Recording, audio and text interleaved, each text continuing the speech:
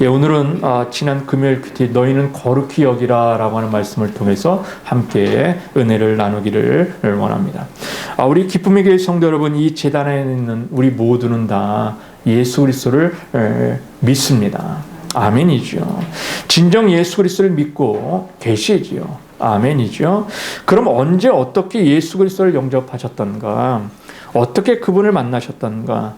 예수 그리스도를 만나셨을 때 그 마음과 감격을 지금 떠올려 한번 보실 수 있기를 바랍니다. 저는 고2 때 처음 예수 그리스도를 만났습니다. 그분이 저를 만나주신 것이 정확한 표현이겠죠? 그럼 제가 고2 때 교회를 처음 다녔을까? 그건 아니고 저는 3대째 기독교 집안의 자녀입니다. 한 번도 주일을 범해본 적이 없습니다. 11점의 교회 봉사도 어릴 때부터 늘 해왔습니다. 초등학교 3학년 때부터 성가대를 한 번도 빠짐없이 매주 드렸던 기억이 있습니다. 무려 고2 때는 100명이 넘는 학생부를 이끄는 회장이기도 했습니다. 인천의 감리교 학생의 연합회 임원이기도 했습니다. 제가 예수를 잘 믿는 사람이라고 저는 여겨왔었습니다. 그런데 제가 죽을 위기에 처하게 됐습니다. 여러 교회가 연합하여 하는 체육대회에서 농구를 하다가 폐를 다쳐 기흉에 걸려 치료를 받았습니다. 그 몇 달 후에 양쪽 폐가 다 기흉에 걸렸고 1년에 무려 3번이나 양쪽 폐가 번갈아가며 계속 기흉에 걸리는 것입니다. 인천 큰 병원에서조차도 어려울지 모르니 서울대 대학병원에 가서 수술하는 게 낫겠다. 그래서 수소문 끝에 서울대 대학병원의 흉부외과에 입원을 했습니다. 입원 수술을 기다리며 호흡조차 어려운 상황에서 흉부외과이다 보니 심장병 환자들이 그렇게 많았습니다. 그들의 대부분은 수술실에 들어가면 50%는 거의 죽어나가는 일들을 하게 됩니다. 그 모습을 볼 때마다 어린 마음에 얼마나 두려운 일들이 일어났던가. 그래서 제 기도는 하나였습니다. 주님 살려주십시오. 살려주십시오. 이거였습니다. 그런데 어머니께서 제 기도 소리를 들으시면서 저에게 이렇게 말씀하시는 거예요. 너 예수를 믿니? 지금 당장 죽어도 천국 갈 확신이 있니? 구원의 확신이 있니? 이렇게 물어보시는 거예요. 저는 물론 예라고 대답을 했습니다. 연거푸 계속되어지는 질문 속에서 제 마음 한쪽 깊은 곳에서 정말 내가 구원의 확신이 있던가? 정말 내가 예수를 제대로 믿어 지금 당장 죽어도 천국 갈 자신이 있던가? 이런 마음이 들기를 시작을 했습니다. 그때 제가 가까스로 이야기합니다. 구원의 확신이 없습니다. 지금 당장 죽어도 천국 갈 자신이 없습니다. 그때 저희 어머니가 이렇게 이야기를 하셨습니다. 그러면 살려달라고 기도하지 말고 지금 예수 만나 구원받게 해달라고 기도하자. 그렇게 말씀을 하셨어요. 저는 계속해서 주님 만나주세요라고 기도했습니다. 주님이 계시면 저에게 은혜를 베푸셔서 주님에 대한 믿음의 체험을 갖게 하십시오. 매일같이 그렇게 기도했습니다. 주님은 제가 차가운 수술방 수술대 위에 누워있을 때 주님은 저를 만나 주셨습니다. 저는 그때 영적 체험의 감격을 지금도 저는 잊을 수가 없습니다. 저를 부르셨고 저는 그 부름에 응답하여 신학의 길을 가게 됐고 이것이 제가 예수님을 만나게 된 가장 귀한 영적인 체험이기도 합니다. 그렇습니다. 하나님께서는 예수님의 피값으로 저를 사셔서 하나님의 거룩한 성전으로 삼아주셨고 하나님께 영광 돌리기 위하여 나를 하나님의 구원받은 하나님의 자녀로 택하여 주셨다는 거예요. 여러분 이 일을 생각할 때마다 얼마나 감격스러운 일입니까? 목사라도 물질을 포기하는 건 여러분 쉽지 않습니다. 세상의 부귀와 명예를 포기하는 것은 쉽지 않습니다. 왜요? 물질이 있으면 더 쉽게 선교할 수 있어요. 명예가 있으면 더 많은 사람들에게 효과적으로 주의 말씀을 선포할 수가 있어요. 그런데 저는 그 길을 포기합니다. 하나님이 물질보다 명예보다 더 소중하기 때문에 그래요. 어떤 때는 제 아이보다 하나님을 더 사랑합니다 라는 고백을 할 때가 있습니다. 그렇습니다. 예수에게 완전 미쳤다고 해도 과언이 아니겠죠. 죄악으로 인해 죽을 수밖에 없는 저를 몰아고 새가 달린 채찍을 맞으시고 가시멜류관을 쓰시고 십자가에서 6시간의 고통을 당하시고 죽으신 그 예수, 저는 그분을 사랑합니다.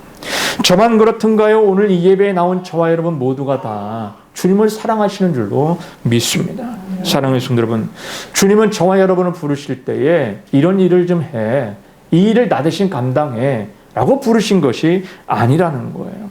어느 날 예수님은 오병이의 기적을 베푸시고 제자들과 가버나움으로 건너가셨습니다. 오병이의 기적을 경험한 많은 사람들이 제자들과 예수님을 찾아 가버나움까지 오게 됩니다. 이들과 예수님은 대화를 나누십니다. 그리고 주님께 질문합니다. 그들이 묻습니다. 도대체 하나님의 일, 영광된 하나님의 일이 무엇입니까? 하나님의 일을 한다는 것이 무엇입니까? 이 질문을 합니다. 이에 예수님은 요한복음 6장 28절 이하 이렇게 이야기하십니다. 예수께서 대답하여 이르시되 하나님께서 보내신 그 예수를 믿는 것, 그것이 곧 그를 믿는 것이 곧 하나님의 일이야. 이렇게 이야기를 하셨다는 거예요. 그렇습니다. 하나님의 일이 무엇입니까? 다시 말해 하나님의 사역 교회의 일이 무엇입니까? 그것은 그가 보내신 예수를 믿는 것. 이게 하나님의 일이다. 이렇게 이야기를 하는 거죠. 정확히 말해 예수를 잘 믿는 것이 곧 하나님의 일이야. 예수 그리스도를 신뢰하고 믿고 의지하고 나가는 것이 하나님의 일이야. 주님은 지금 우리에게 그렇게 말씀해 주시고 계신다는 거예요. 주님은 마르다와 같이 주님을 대접하기 위하여 힘쓰고 애쓰고 헌신하는 것도 귀하게 보십니다. 마리아처럼 예수님의 발치에 앉아서 예수님의 말씀을 귀하게 듣는 것도 귀하게 보십니다. 그것도 다 기억하십니다. 그런데 주님은 저와 여러분을 향해서 일하라 부르지를 않으셨습니다. 주님의 자녀 삼아주시고 하나님의 것으로 만드시기 위하여 부르셨다는 거예요. 다시 말하면 예수 잘 믿는 것이 곧 하나님의 이름을 여러분 기억해야 될 줄로 믿습니다. 고린도전서 6장 19절은 이야기합니다. 너희는 너희 자신의 것이 아니라 하나님의 것이니 너희 몸으로 하나님께 영광을 돌리라. 이렇게 이야기를 해요. 우리가 가지고 있는 이 모든 것, 나 자신조차도 나의 것이 아닌 하나님의 것이라는 것입니다. 그러니 하나님께 영광 돌리는 자의 삶을 살아가는 것 당연하다. 그렇게 이야기를 해요. 사랑하는 성도 여러분, 우리의 몸은 하나님의 것입니다. 하나님께 영광 돌리는 삶을 살아야 한다고 주님은 우리에게 말씀하십니다. 우리 하나님께서 제약된 세상에서 우리를 택하셔서 하나님의 자녀로 삼으셨어요. 그렇다면 우리가 해야 할 일이 무엇이겠습니까? 오늘 본문은 하나님이 우리를 택하셨다는 거예요. 계속 반복되어지는 단어가 무엇입니까? 거룩이라는 단어인 거죠. 거룩의 사람으로 택하셨다는 거예요. 소위 말하면 구별하여 주셨다는 거예요. 베드로전서 2장 5절은 이야기합니다. 너희도 산돌같이 신령한 집으로 세워지고 예수 그리스도로 말미암아 하나님이 기쁘게 받으실 신령한 제사를 드릴 거룩한 제사장이 될지니라. 이렇게 이야기해요. 저와 여러분을 하나님의 자녀 삼으셨다는 거예요. 거룩히 구별하셨다는 거예요. 그리고 믿음의 제사장으로 삼으셨다는 거예요. 그러니까 아론과 그 아들들만 제사장을 부르신 것이 아니라 지금 예수 그리스도를 믿는 저와 여러분 모두를 다 거룩의 제사장으로 부르셨다는 거예요. 본문의 뉘앙스로 이해하면 제사장이라는 거죠. 그러니 너희는 거룩하라는 거예요. 그러니 오늘 이 본문의 말씀은 아론과 훌과 많은 제사장들을 거룩하게 하는 그 의식뿐만 아니라 지금 이 시대 가운데 거룩한 제사장으로 부름받은 저와 여러분이 지켜야 될, 해야 될 하나님의 말씀이라는 거죠. 제사장들에게 주신 거룩의 말씀이라는 것입니다. 지금 이 시대를 살아가는 거룩한 제사장의 직분을 감당해야 될 저와 여러분에게 오늘 본문은 말씀해주고 있다는 거예요. 어떻게 살아갈 것인가? 3가지를 말씀해주고 있어요. 첫 번째는 물로 씻으라는 것입니다. 본문 20절 21절에 보면 그들이 회막에 들어갈 때 물로 씻어 죽기를 면할 것이요 제단에 가까이 가서 그 직분을 행하여 여호와 앞에 하제를 살을 때에도 그리할지니라. 이와 같이 그들이 그 수족을 씻어 죽기를 면할지니 이는 그와 그 자손이 대대로 영원한 지킬 규례니라. 이렇게 이야기를 해요. 그렇습니다. 회막 앞에 있는 물두멍을 만들다고 이야기를 하십니다. 이유는 제사장이 씻어야 하기 때문에. 씻어야 회막으로 들어갈 수 있고요. 씻어야 제사를 드릴 수 있고요. 씻어야 하나님의 일을 감당할 수 있다는 거예요. 소위 말하면 씻지 않으면 죽는다는 것이지요. 이것이 영원한 규례라고 이야기를 합니다. 그만큼 제사장에게 중요한 것이 무엇이겠습니까? 예배드리는 것도 중요해요. 봉사하는 것도 중요해요. 섬기는 것도 중요해요. 하지만 제일 먼저 해야 될 일은 무엇인가 하면 씻는 겁니다. 깨끗하게 하는 겁니다. 청결을 유지하는 겁니다.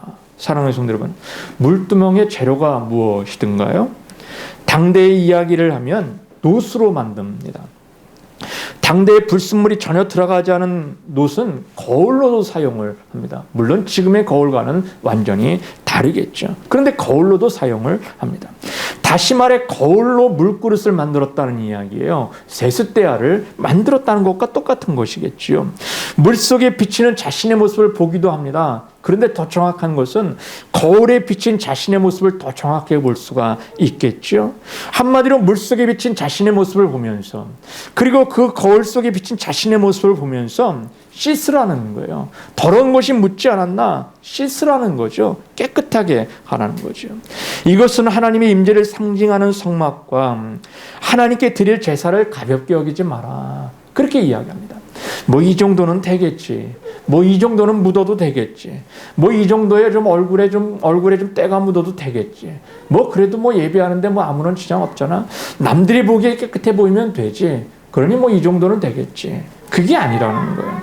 여러분, 우리가 신앙생활 하다 보면 예배를 드리면서도 봉사를 하면서도 매너리즘에 빠질 때가 있습니다. 습관적으로 예배하고 습관적으로 찬양하고 습관적으로 감사와 은혜를 이야기하며 아멘을 이야기할 때가 있죠. 습관적으로 마음속에 우러남도 없고 삶 가운데 그런 요소도 없음에도 불구하고 감사를 이야기합니다. 은혜를 이야기할 때가 있습니다.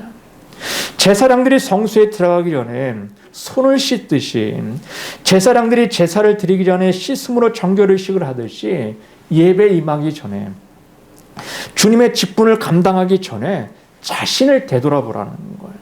바른 자세와 바른 믿음의 태도를 갖고 예배드리지 않는 것, 봉사하지 않는 것, 헌신하지 않는 것 받으실 수가 없다, 그렇게 이야기를 하고 있는 거죠. 하박국 시대에 많은 사람들이 주님 앞에 귀한 예물을 드립니다. 그런데 하나님의 예배를 안 받으시는 거예요. 그래서 그 많은 사람들이 이야기합니다. 하나님, 우리의 예배를 왜 안 받으시는 것입니까? 하나님, 우리의 소리를 왜 안 들으시는 것입니까? 그때 주님이 이야기하십니다. 야, 너희들 사람이 먹지도 못하는 음식 갖고 와서 나한테 제사하고, 너희들 사람에게 하지도 않는 그 형식을 가지고 나한테 예배하는 그 예배를 내가 받을 수 있겠는가? 사람도 받지 못하는 그 음식을 가지고, 그 재료를 가지고, 재물을 가지고 하나님 앞에 예배하고 있는데 내가 그 예배를 받을 수 있겠는가? 이렇게 이야기를 하고 있는 거죠. 한마디로 저와 여러분의 삶의 모든 순간순간을 살피라는 거죠. 하나님이 원하시는 귀한 은혜의 삶을 살아가기 위하여 나 자신을 먼저 깨끗하게 하는 자의 삶을 살아가라는 거예요. 베드로전서 1장 14절은 이야기합니다. 너희가 순종하는 자식처럼 전에 알지 못할 때에 따르던 너희 사욕을 본받지 말고 오직 너희를 부르신 거룩한 이처럼 너희의 모든 행실에 거룩한 자가 되라. 기록되었으니 내가 거룩하니 너희도 거룩할지어다. 이렇게 이야기를 해요. 그렇습니다.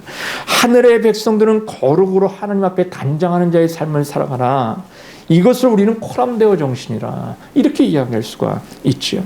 제사장들이 손발을 씻는 것이 해막 앞에서 끝나는 것이든가? 그건 아니죠. 내가 해막으로 들어가니까 이제 내가 손발을 씻어야지, 이것으로만 끝이 나든가? 제사장은 모든 장소와 모든 환경 가운데서 깨끗함을 유지하는 자의 삶을 살아가야죠. 해막 밖에 있으니까 내가 더러운 거 만져도 되고 더럽게 살아가자. 그런데 해막 들어갈 때만 내가 목욕하고 들어가면 되지. 그럼 되겠습니까? 그게 아니라는 거예요. 늘상 제사장을 하나님의 부르심의 믿음의 사람들은 어디에 있든지 날마다 해막 앞에 서는 것처럼, 하나님 앞에 서는 것처럼 날마다 자신의 삶을 살피지 않으면 하나님의 임재 안에 온전히 들어갈 수 없다는 이야기인 거죠. 여러분, 코람데오 인생, 하나님 앞에 인생을 살아가는 저와 여러분이 되시기를 주님의 이름으로 축원합니다. 그것이 바로 무엇입니까? 은혜 받는 거죠. 은혜 받는 사람들의 특징이 있습니다. 은혜가 없으면 자꾸 사람들을 쳐다봅니다. 비난합니다. 헐뜯습니다. 시기하고 질투합니다. 왜요? 은혜가 없으니까. 은혜가 사라지면 사람밖에 보이질 않습니다. 은혜가 사라지면 그저 건물밖에 보이지 않습니다. 은혜가 사라지면 그저 감한 것은 글자와 하얀 것은 종이, 그것밖에 보이지를 않습니다. 그런데 하나님의 은혜가 충만하면 하나님의 심판대가 보입니다. 은혜가 임하면 그의 특징이 드러나기를 시작을 합니다. 그의 특징이 무엇입니까? 모든 사람들이 하나님을 상대로 신앙생활합니다. 누가 보나 안 보나 신경 쓰지 않습니다. 하나님만 바라보고 기도하지, 하나님만 바라보고 봉사하지, 하나님만 바라보고 헌신하지, 신경 쓰지를 않습니다. 누가 보나 안 보나 신경 쓰지 않습니다. 하나님 앞에서 내가 온전하게 서 있는가 이렇게 이야기하죠. 그래서 간원들의 협박당했던 사도들이 뭐라고 이야기합니까? 사람보다 하나님께 순종하는 것이 더 마땅하다. 그렇게 이야기를 하고 있습니다. 성도 여러분, 성도들 간의 교제를 통해서 힘을 얻지 못하는 이유가 무엇입니까? 어떤 사람은 그래요. 나는 등록 안 하고 그냥 다니겠다. 교제 안 하겠다. 왜냐면 만나봐야 사람들로 상처받게 더 받겠어. 뭐 이렇게 이야기하는 분들도 있어요. 왜 이런 일이 생깁니까? 은혜가 없기 때문에 그래요. 이런 일이 생기는 이유는 은혜 받지 못하니까 하나님의 영광이 자신을 통하여 드러나지를 못하는 겁니다. 여러분 다윗을 한번 보세요. 다윗의 위대성이 무엇입니까? 한마디로 이야기해서 하나님께 은혜 받은 사람입니다. 한량없는 은혜를 받은 사람입니다. 은혜를 받으니까 은혜를 베풀 수 있는 사람들을 찾기를 시작을 합니다. 많은 사람들에게 왕으로 내가 군림하는 게 아니라 내가 은혜 받았는데 이 은혜를 좀 누구에게 나눠줄까? 누구와 함께 나눌까? 고민하기를 시작을 합니다. 사무엘하 9장 1절에 보면 다윗이 가로되 사울의 집에 오히려 남은 사람이 있느냐? 내가 요나단을 인하여 그 사람에게 은총을 베풀리라. 이렇게 이야기를 해요. 하나님의 은혜로 말미암아 지금 그는 강야 동안 오랫동안 수년 동안 사울에게 쫓겨다녔죠. 죽음의 위기를 경험을 했죠. 그런데 하나님의 은혜로 결국에 이스라엘의 두 번째 왕이 되어집니다. 그리고 제일 먼저 한 것이 무엇입니까? 사울의 후손들 중에 남아있는 자가 누구냐? 요나단의 후손들 중에 남아있는 자가 누구냐?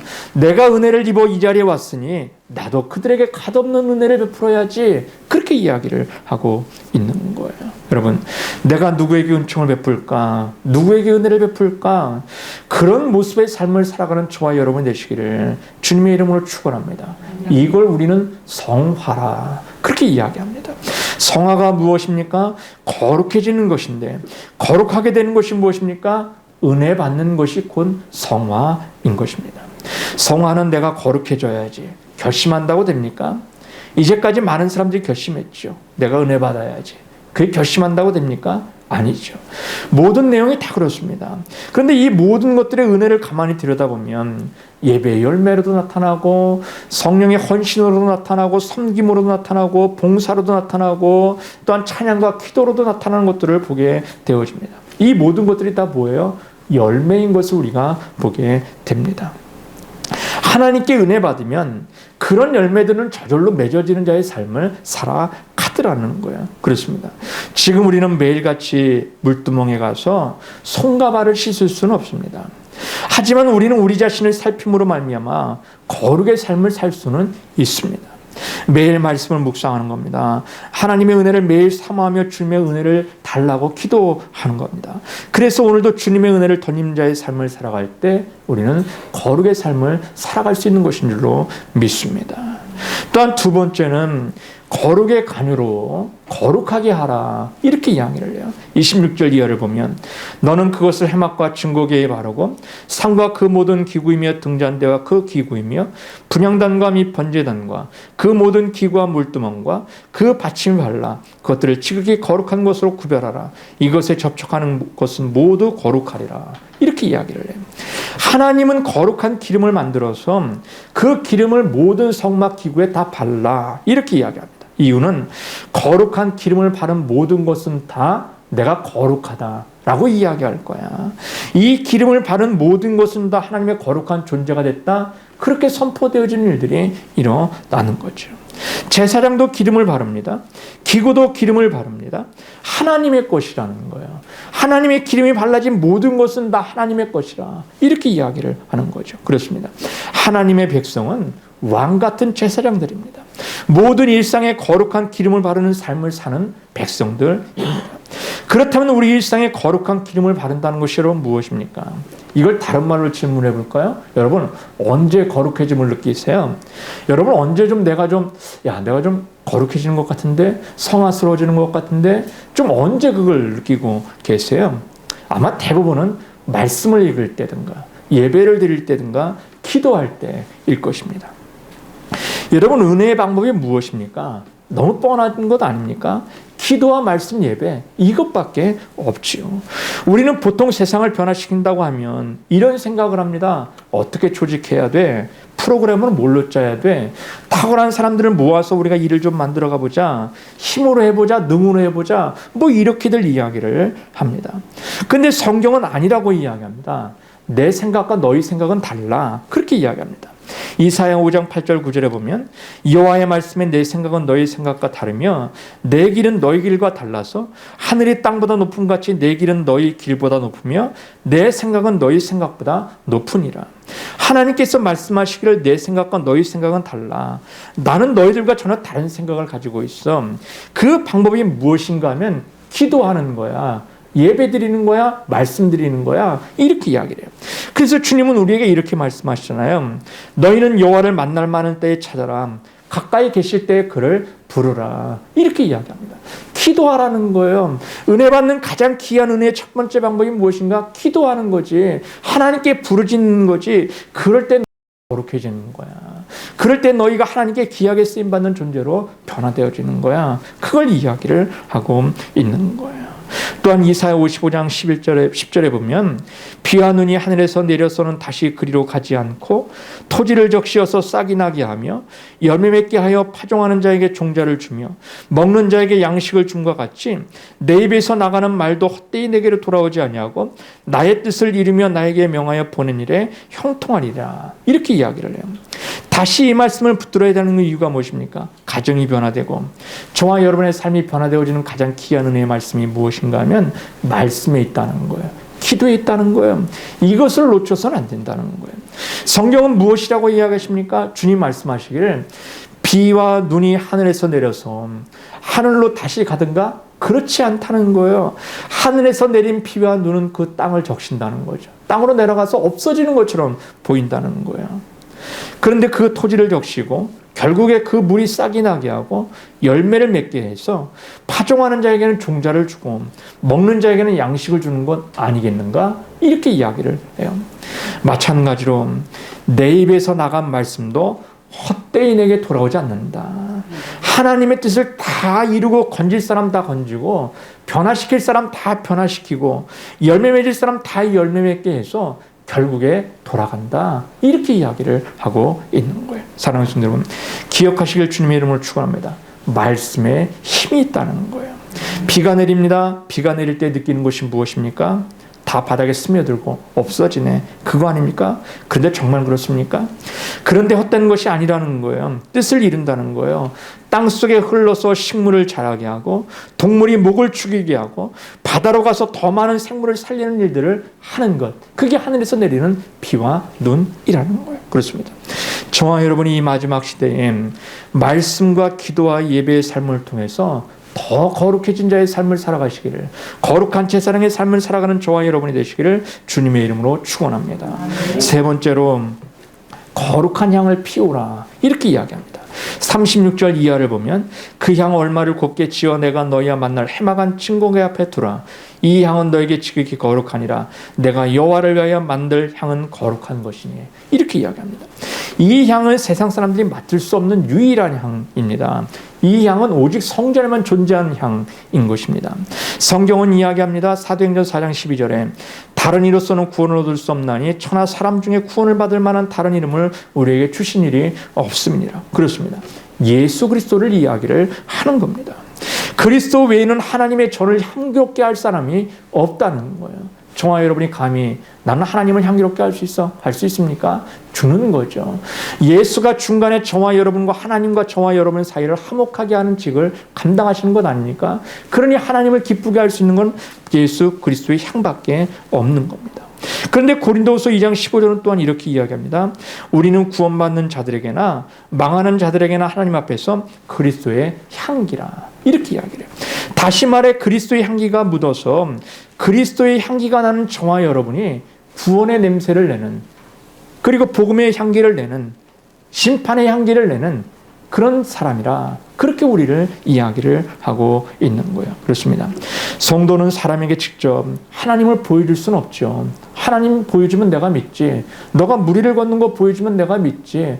너가 이 돌을 가지고 떡을 만들어 먹는 거 보면 내가 예수 믿게 하지. 예수 믿지. 뭐 이렇게 이야기합니다. 그런데 여러분, 보여줄 수 있습니까? 하나님을 어떻게 보여줍니까? 무리를 어떻게 걷는 걸 보여줍니까? 그러나 우리는 향기는 낼 수 있어요. 그리스도의 향기는 낼 수 있어요. 복음의 향기는 낼 수 있어요. 그리고 은혜의 향기는, 우리가 천국의 향기는 낼 수 있는 것인 줄로 믿습니다. 그렇습니다. 하나님의 말씀에 순종하는 모습을 통해서 사람들에게 향기를 내는 겁니다. 사람들은 나와 대화하지 않아도, 야, 저 사람 예수 믿는 것 같아, 저 사람 교회 다니는 것 같아. 왜 그래요? 대화는 한마디 하지 않아도 그 사람에게서 풍기는 향기가 있는 거거든요. 그 사람에게 풍기는 일이 있는 거거든요. 향기는 눈에 보이지 않지만 자연스럽게 그 정체가 드러납니다. 성도는 풍기는 그리스도의 향기도 마찬가지이죠. 성도는 그리스도를 닮아감으로 말미암아 삶 속에서 자연스럽게 그리스도의 향기를 바라는 자의 삶을 살아가시기를 주님의 이름으로 축원합니다. 믿음의 사람들에게 믿음의 징표가 무엇이겠습니까? 우산은 비가 올 때 우산의 진가를 드러내는 것 아닙니까? 지금 여기저기서 많이 어렵다라고 이야기합니다. 희망이 없다라고 이야기합니다. 소망이 없다라고 이야기합니다. 코로나만 끝나면 모든 것이 다 해결될 것처럼 우리는 생각해 왔습니다. 그런데 이제 코로나의 끝이 점점 더 보여지고 있습니다. 그런데 여러분, 어떻든가요? 좀 삶이 좀 여유로워지셨던가요? 좀 나아지실 희망이 좀 더 뚜렷해지시던가요? 아니요. 점점 더 힘들어질 것입니다. 점점 더 어려운 일들이 일어납니다. 그렇습니다. 인류에게는 희망이 없습니다. 오직 예수 그리스도에게만 희망이 있고 오직 복음에만 희망이 있는 줄로 믿습니다. 이럴 때일수록 저와 여러분이 예수의 복음을 통해서, 그리스도의 향기를 통해서 희망을 전해야 합니다. 소망을 전해야 합니다. 여러분, 교회의 본질이 무엇입니까? 복음 전하는 것입니다. 사랑하는 성도 여러분, 우리의 목적은 영혼 살리는 데 있습니다. 다시 한번 우리가 이 생각을 가지고 우리를 스스로 한번 점검해 보았으면 좋겠습니다. 교회는 사명이 있습니다. 하나님께서는 구원받은 소수의 사람들을 원하는 것이 아니라 모든 인류가 다 구원받기를 원하고 계신다는 거예요. 그래서 믿음은 들으면서 난다고 이야기를 합니다. 그런데 성경은 우리에게 한탄스럽게 이야기합니다. 전하는 자가 없이 어찌 들을 수 있겠는가, 이렇게 이야기합니다. 그리스도의 향기를 내지 않는 자를 통해서 어떻게 내가 그리스도의 향기를 맡을 수 있겠는가, 이렇게 이야기합니다. 바라기는 저와 여러분이 가는 곳곳마다, 발이 닿는 곳곳마다 그리스도의 향기를 통하여, 복음의 향기를 통하여 희망과 소망을 전하는 저와 여러분의 삶이 되시기를 주님의 이름으로 축원합니다. 저는 이제 말씀을 정리하려고 해요. 하나님은 우리를 부르시고 온전케 하셨습니다. 죄인을 거룩하게 하셨습니다. 그리고 우리에게 거룩한 일을 맡겨주셨습니다. 우리는 이제 다른 이들을 거룩해야 하는 사명이 우리에게 주어졌습니다. 우리가 받은 것에 만족하며 다른 이들에게 무관심했다면 우리는 악하고 게으른 종인지도 모르겠습니다. 거룩을 전하십시오. 다른 이들도 거룩하게 하는 믿음의 성도, 믿음의 제사장의 반열에 설 수 있도록 저와 여러분이 끊임없이 주의 복음을 전하며 나가는, 그리스도의 향기를 전하며 나가며 거룩을 전하며 나가는 저와 여러분이 되시기를 주님의 이름으로 축원합니다.